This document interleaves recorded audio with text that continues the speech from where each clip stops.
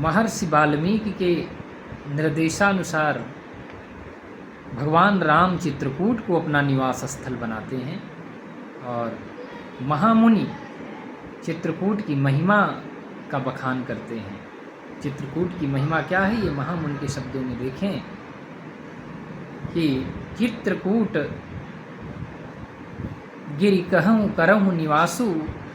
तह तुम्हार सब भांति सुपासु,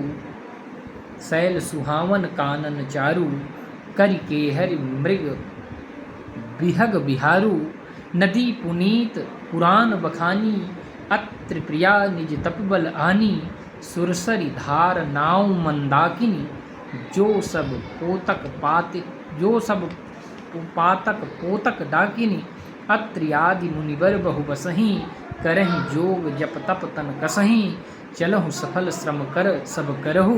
राम देव गौरव गिरिवरहु, चित्रकूट महिमा अमित कही महामुनि गाय, आई नहाये सरित बर सिय समेत दो भाई।